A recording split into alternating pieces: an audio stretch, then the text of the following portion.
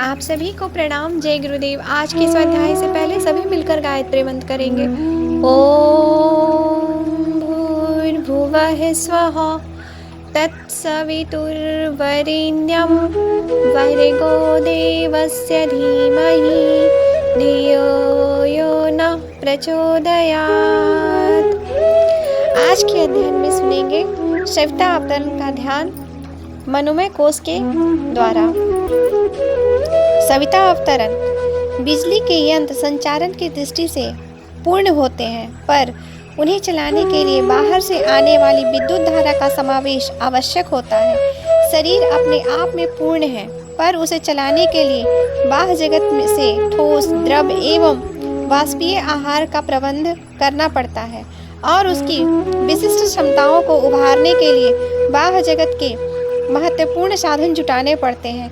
बीज की अंतःशक्ति खाद पानी के सहारे ही उभरती है। व्यक्ति चेतना में उच्च स्तरीय प्रखरता उत्पन्न करने के लिए ब्रह्म चेतना के समावेश की आवश्यकता पड़ती है। विविध योग साधनाओं द्वारा इसी प्रयोजन की पूर्ति की जाती है। भक्त और भगवान के बीच घनिष्ठता उत्पन्न होने से आदान प्रदान का अतीव कल्याणकारी पथ प्रशस्त होता है। ब्रह्म सत्ता की विनिवृत्तता प्रतीक प्रतिमा सूर्य है।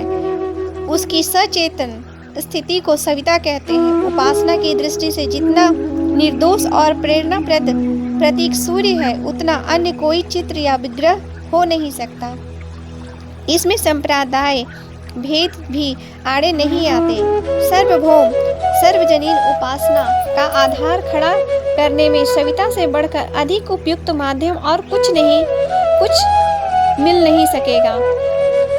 मनोमय कोश में सविता के प्रवेश की भावना आज्ञा चक्र में होते हुए मस्तिष्क क्षेत्र में संपूर्ण शरीर में संव्याप्त मनोमय कोश में फैल जाने के रूप में की जाती है। इस ध्यान धारणा के समय अनुभव किया जाता है कि आत्मसत्ता का चिंतन समूचे चिंतन क्षेत्र मनोमय कोश सविता की ज्योति एवं ऊर्जा से भर गया है। धूप में बैठने से शरीर गर्म होता है और प्रसन्नता की परिस्थिति में मन में उल्लास उभरता है। ये अनुभूतियाँ प्रत्यक्ष होती है।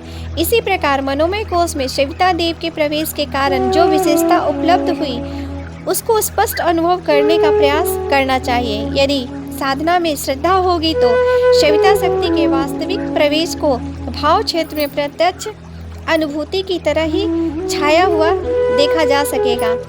नशा पीने पर आने वाली मस्ती सभी ने देखी है। भूत आदि का उन्माद आवेश आने पर उसका प्रभाव कैसा होता है, यह भी सर्वविदित है। सविता शक्ति के आत्म सत्ता में प्रवेश करने और मनोमय कोश में छा जाने की अनुभूति भी ऐसी ही है, गहरी, ऐसी ही भावमय एवं ऐसी ही स्पष्ट होनी चाहिए।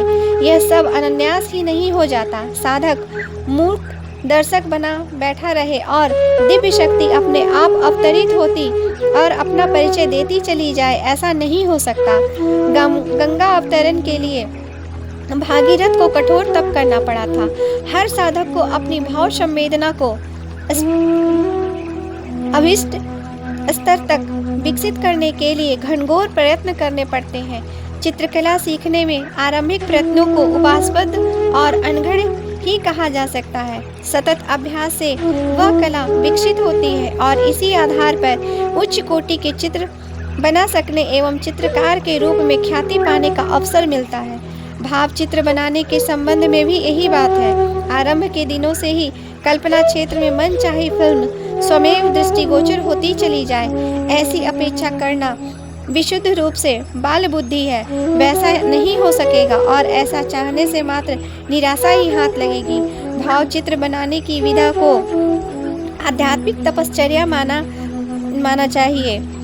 उसके लिए धैर्य पूर्वक सतत प्रयत्न रहना चाहिए। आरंभ में भाव पटल पर कुछ भी नहीं आता, किंतु धीरे धीरे अविष्ट चित्र आधे अधूरे अस्पष्ट धुंधले दिखाई पड़ने लगते हैं। आधार को अपनाए रहने पर क्रमशः भाव चित्र अधिकाधिक स्पष्ट एवं प्रखर होते चले जाते हैं और वह स्थिति आती है जिसे बाल बुद्धि के साधक आरंभ के दिनों में ही बिना किसी प्रयत्न के देखने की अपेक्षा करते हैं। मनोमय कोश में सविता शक्ति के प्रवेश की अनुभूति यही है कि यह वह समूचा क्षेत्र सविता शक्ति से भर रहा है एवं ज्योतिर्मय बन रहा है। आत्मसत्ता की स्थिति ज्योतिपुंज एवं ज्योतिपिंड बनाने जैसी हो रही है। दृश्य में ज्योति का स्वरूप भावानुभूति में प्रज्ञा बन जाता है। ज्योति और प्रज्ञा की एक ही तत्व है। उसका स्वरूप प्रकाश और गुण ज्ञान है। सविता के मनोमय कोश में प्रवेश करने का अर्थ है चेतना का प्रज्ञावान बनना, ऋतंभरा से भूमा से आलोकित व ओतप्रोत होना। यही है सविता का मनोमय कोश का पर आच्छादन। इस स्थिति को विवेक एवं संतुलन का जागरण भी कह सकते हैं। इसी भावनाओं को मान्यता रूप में परिणित करना, श्रद्धा, निष्ठा एवं आस्था की तरह अंतर क्षेत्र में प्रतिष्ठापित करना, यही है सविता शक्ति का मनोमय कोश में अवतरण। इस क्षेत्र की ध्यान धारणा का यही उपदेश है। जागृत संकेतों को इस रूप में ग्रहण किया जाता है कि वह उपलब्धि हस्तगत हो रही है। जागरण का अनुभव वर्तमान काल से ही समृद्ध रहना चाहिए। मनोमय कोश जागृत, आज्ञा चक्र जागृत, तृतीय नेत्र जागृत, ज्ञान ज्योति जागृत, प्रज्ञा जागृत, विवेक जागृत एवं संतुलन जागृत। इन संकेतों के साथ साथ ऐसी अनुभूति जुड़ी रहनी चाहिए कि यह जागरण ठीक इसी प्रकार हो रहा है। आवश्यक नहीं है कि पूर्ण जागरण ही हो और उसका पूर्ण प्रभाव तत्काल ही दिखे। यह आंशिक एवं क्रमिक भी हो सकता है। शुक्ल पक्ष में दोज का चंद्रमा छोटा होता है और वह क्रमशः बढ़ते बढ़ते पूर्णिमा को पूर्ण चंद्र बनता है। ठीक इसी प्रकार अपने मनोमय कोश को जागरण का क्रम भी ध्यान धारणा के साथ आरंभ होकर क्रमशः आगे आगे बढ़ते चला जाता है। ध्यान करें, सविता शक्ति नुकीली किरण पुंज के रूप में आज्ञा चक्र में प्रविष्ट होती है। चक्र के भंवर में तीव्रता, दिव्य ज्योति का अभ्यास, ज्योति का प्रकाश सारे मस्तिष्क में फैलता है। प्रज्ञा विवेक की चमक मस्तिष्क के हर कण में प्रविष्ट हो रही है। संकल्पों में दृढ़ता आ रही है। सशक्त विचार संकेत सारे शरीर में संचरित हो रहे हैं। शरीर व्यापी मन तत्व और विचार प्रभाव प्रणाली में निखार आ रहा है।